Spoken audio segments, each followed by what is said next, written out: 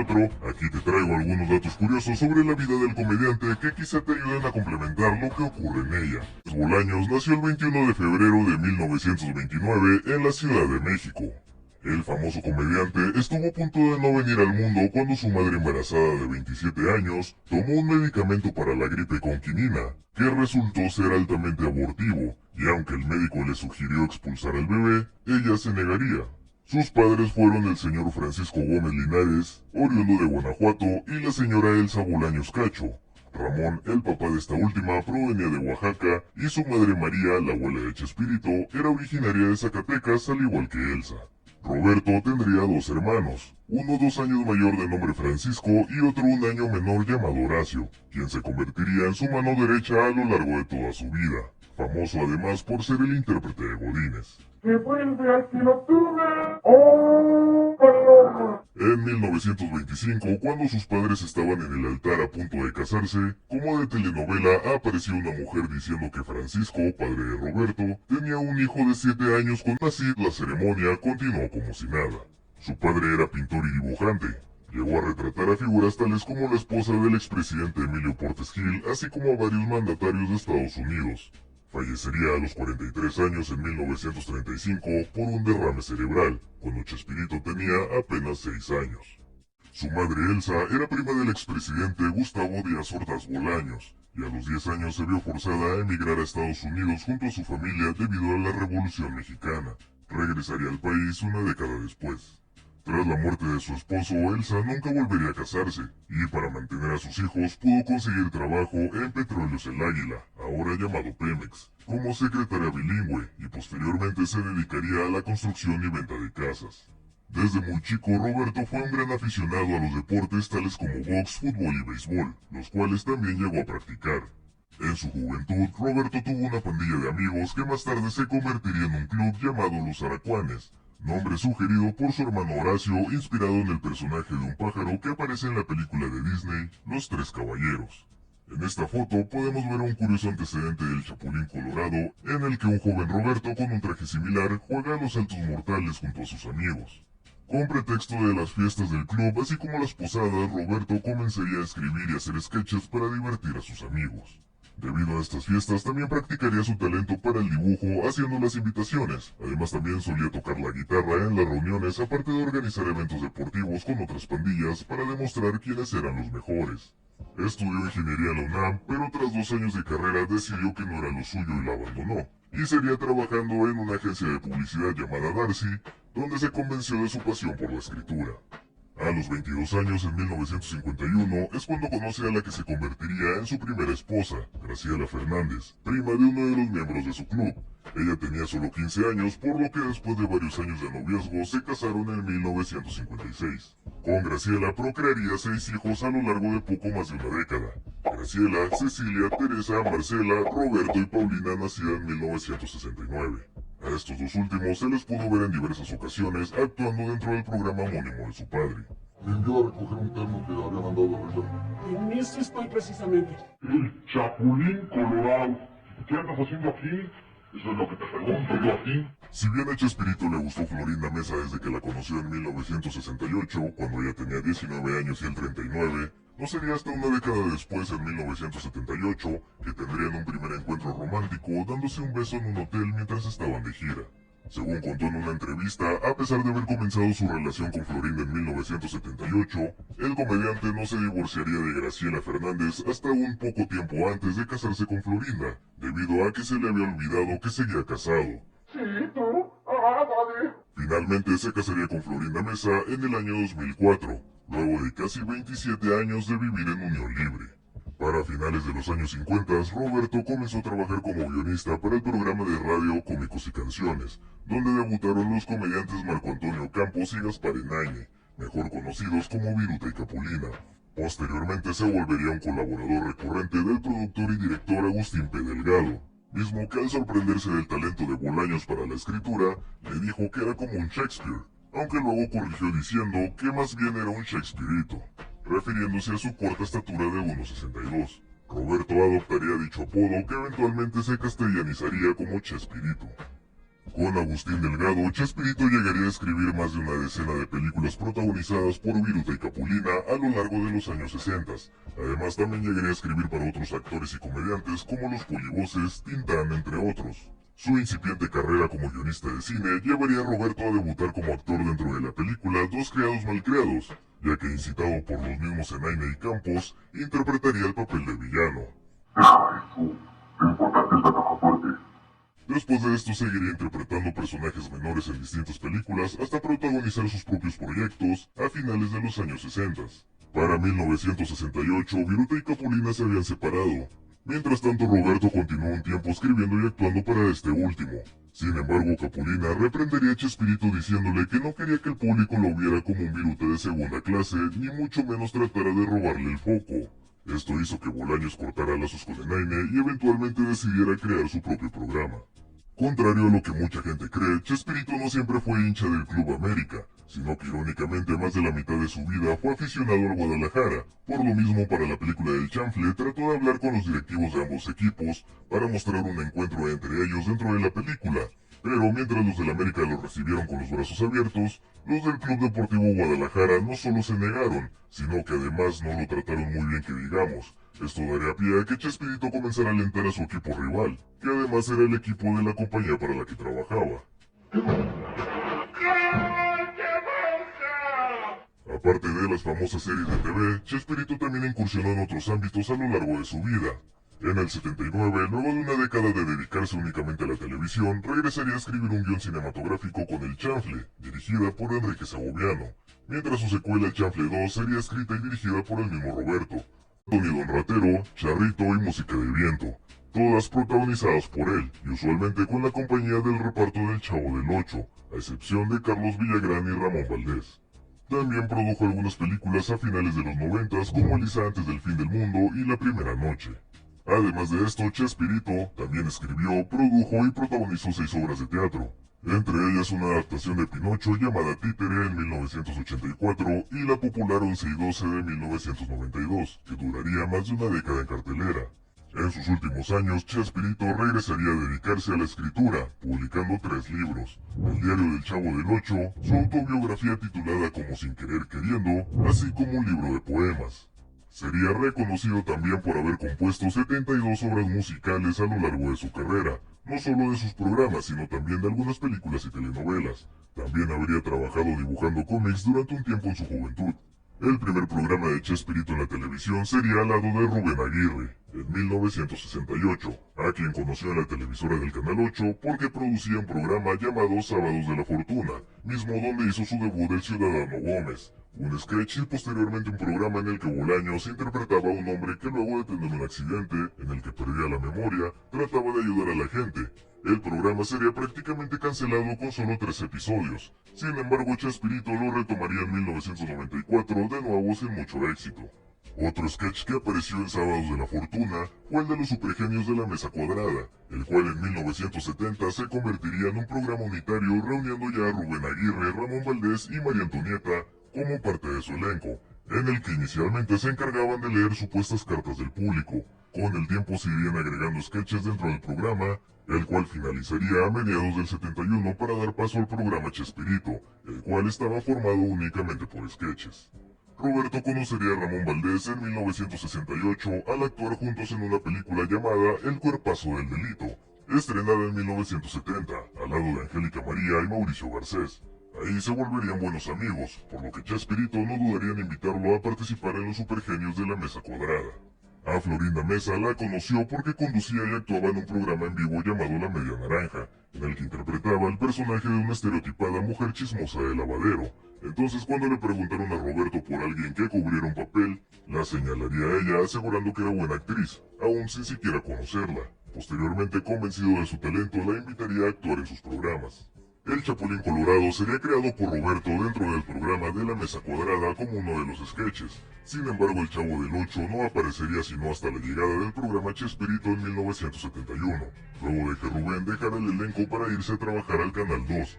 Al no poder seguir realizando el sketch de los chifladitos, Bolaños tendría que pensar en otro sketch para sustituirlo, siendo así como aparecería por primera vez el Chavo del Ocho el 20 de junio de 1971, en un sketch con María Antonieta interpretando a una joven versión de la Chilindrina y en el que Don Ramón era un globero en el parque. En algunas entrevistas se ha asegurado que Florinda Mesa tuvo un breve romance con Carlos Villagrán a principios de los 70s, y posteriormente iniciaría una relación más formal con el director Enrique Segoviano, llegando incluso a comprometerse con él. Sin embargo, dicha relación se vería mermada por Chespirito, quien habría estado cortejando a la actriz por 5 largos años hasta que finalmente le dio el sí en 1978. Este suceso provocaría también la salida de Enrique Segoviano como director de cámaras del programa. Chespirito rompió muchos récords de audiencia con sus programas y presentaciones en vivo. Tan solo el Chavo del Ocho llegó a ser transmitido en alrededor de 30 países, y fuera de Hispanoamérica se retransmitió en lugares como Francia, Italia y Japón con su respectivo doblaje. Irónicamente, en Brasil, el país donde son más populares los programas de Chespirito, sería uno de los últimos países en el continente americano a donde llegaría el programa, siendo hasta 1984 cuando la televisora SBT comenzaría a transmitir el Chavo del Ocho y el Chapulín Colorado, causando un furor enorme entre los televidentes de aquel país que sigue vigente hasta nuestros días. Es una serie que sigue pasando en la televisión y siempre me encantaba. El récord más impresionante de audiencia se lo llevó Chile, en donde Chespirito y su elenco llenaron el Estadio Nacional de Santiago en 2 funciones consecutivas, con más de 80,000 espectadores totales. Se estima que Chespirito llegó a escribir más de 60,000 cuartillas en el transcurso de 43 años, y que sus programas le generaron a Televisa alrededor de 26,000 millones de pesos, sin contar las retransmisiones.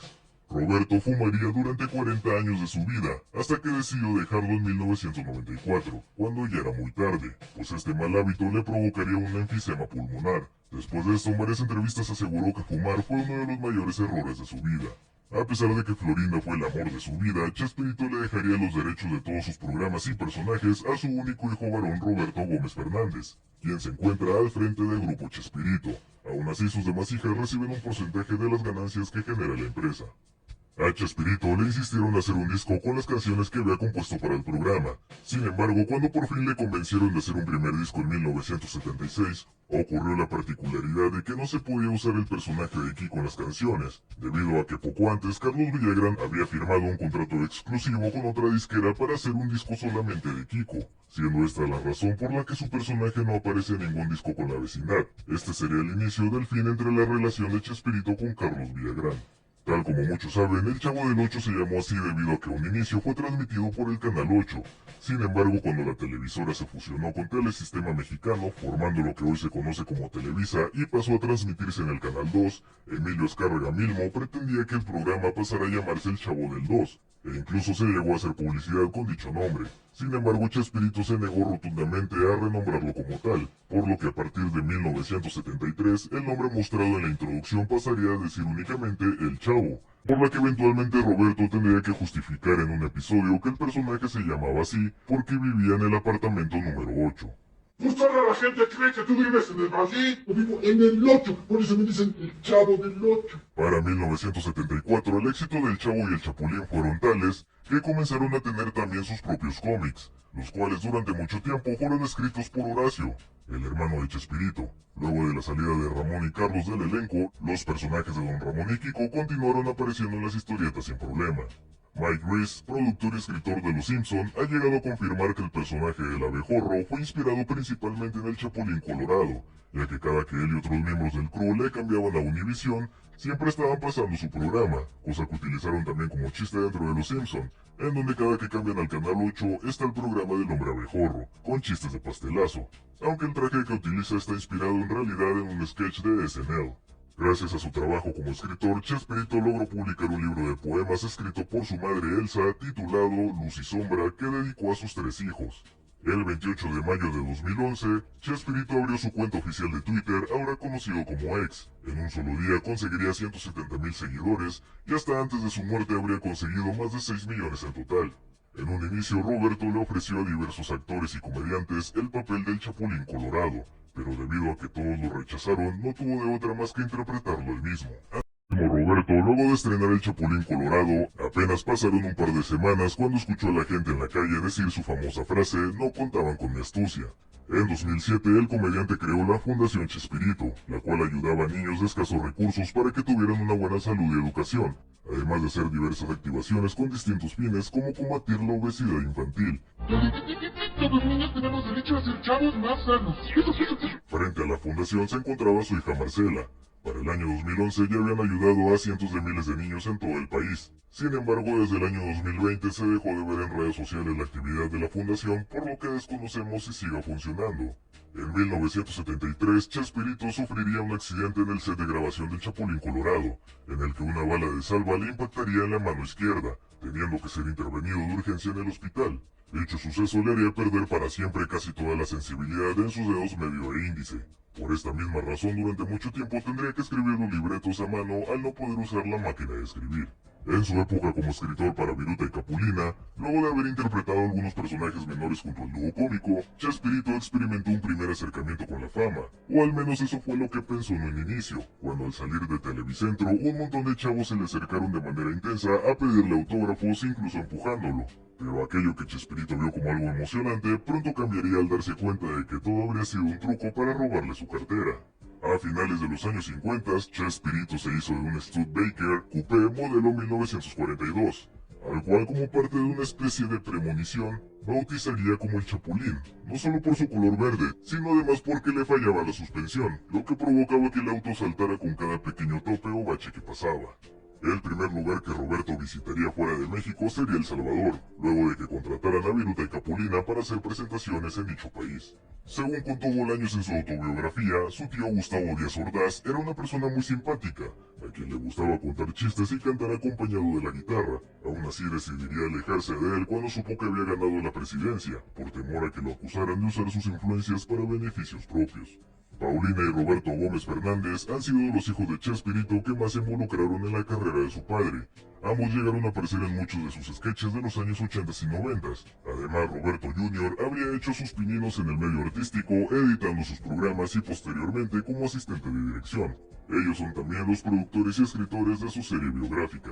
Durante su época con Viruta y Capulina, un actor y director de teatro le pidió a Chespirito que lo cubriera en una obra donde no iba a poder actuar, siendo esta no solo la primera experiencia de Bolaños en teatro, sino que además tuvo el privilegio de actuar al lado de grandes estrellas de la época, como doña Silvia Derbez, la mamá de Eugenio Derbez.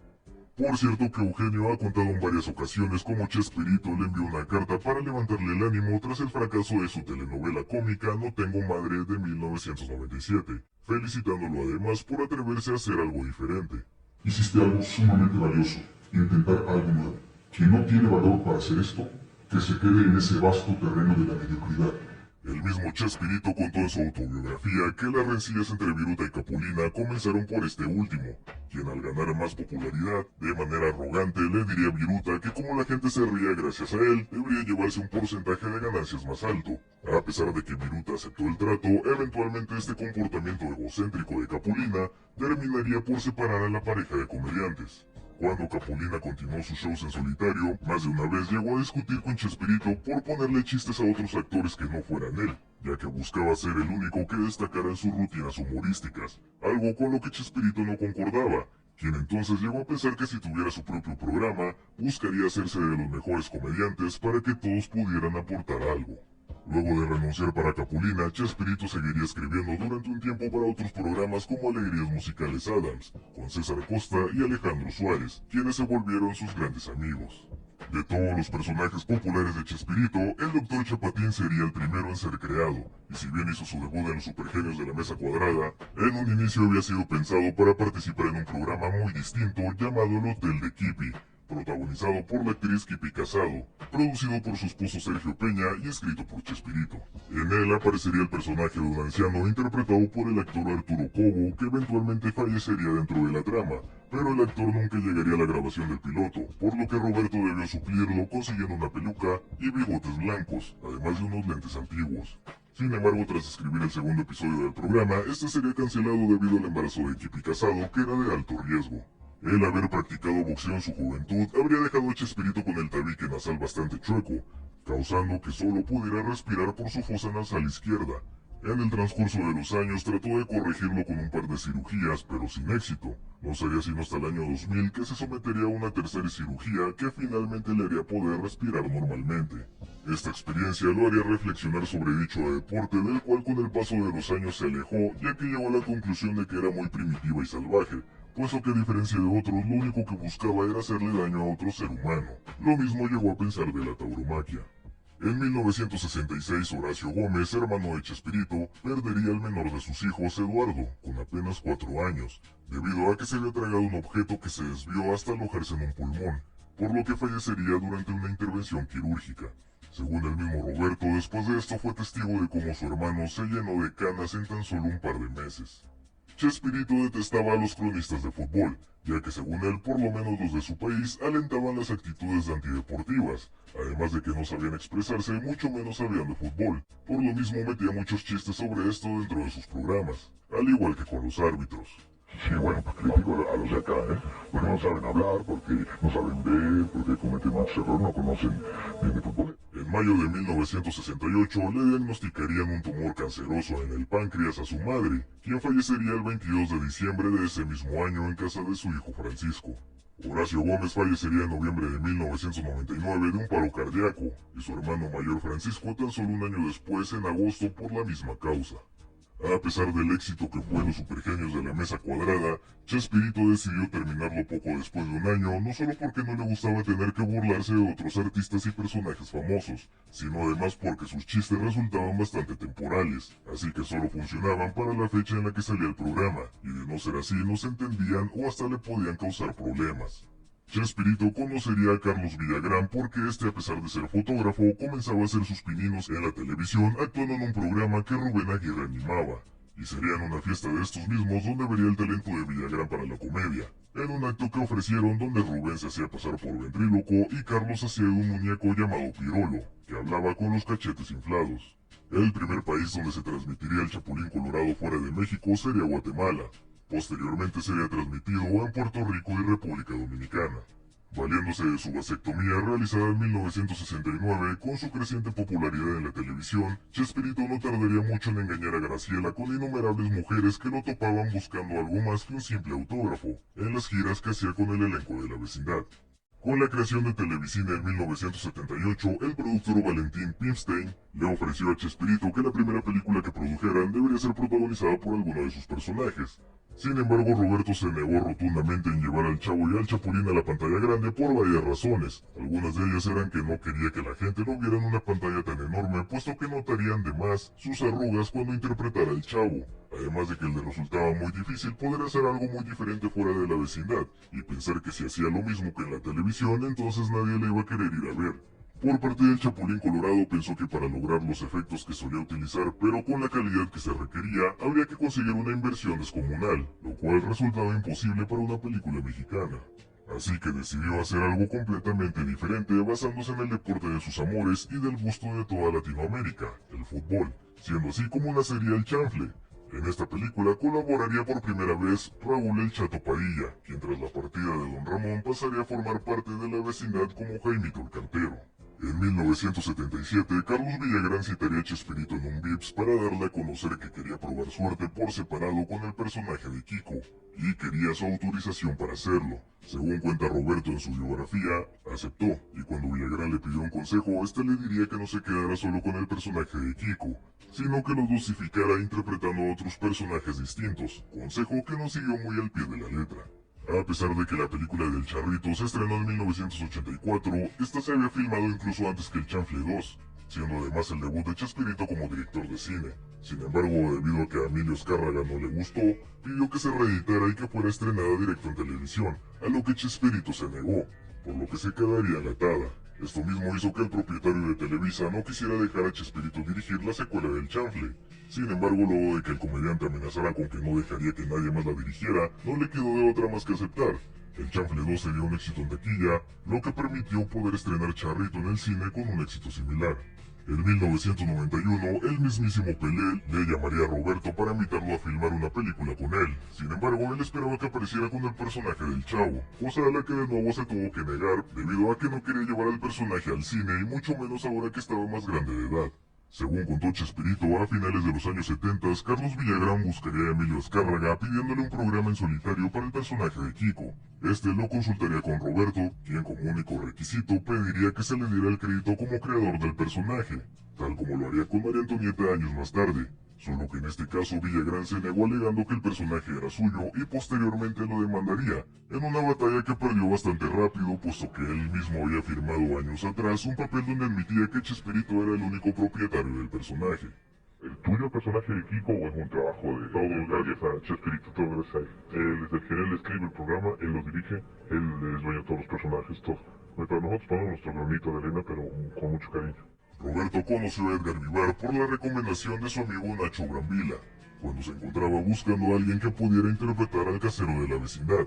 A pesar de ser médico, Vivar tenía experiencia en teatro y había grabado varios comerciales. Entonces Chespirito lo citaría al día siguiente. Cuando Edgar llegó al estudio, el comediante se encontraba a mitad de una escena que hizo que Vivar estallara de la risa. De inmediato gritaron corte y Chespirito se acercó a él preguntando si se trataba de Edgar. Él asintió apenado, y sin decir mucho, Chespirito le dijo que estaba contratado. En 1987, Chespirito vería la entrevista que le hicieron a un ratero de la vida real. Por tanto, tomaría la decisión de hacer que los caquitos se volvieran personas honradas. Esto luego de ver en la tele el episodio en el que todos llamaban ratero al Chavo del Ocho. ¿Cómo se hace que la gente inocente puede salir perjudicada? Similar a lo ocurrido con el señor Barriga en uno de los episodios del Chavo, el doctor le recomendaría a Roberto irse a vivir al nivel del mar, debido al frágil estado de su salud, siendo esta la razón por la que los últimos años de su vida los pasaría en su residencia de Cancún. Finalmente, el famoso comediante fallecería el 28 de noviembre de 2014, a los 85 años por la enfermedad de Parkinson. Graciela, su esposa, había fallecido tan solo un año antes, algo que según Florinda le dolió mucho a Roberto. Carlos Villagrán asistió a su velación dentro de las instalaciones de Televisa burlando a los guardias y pudo darle el pésame a Florinda. Sin embargo, justo después de esto, los guardias del lugar le pidieron que se retirara. Y bueno, esto ha sido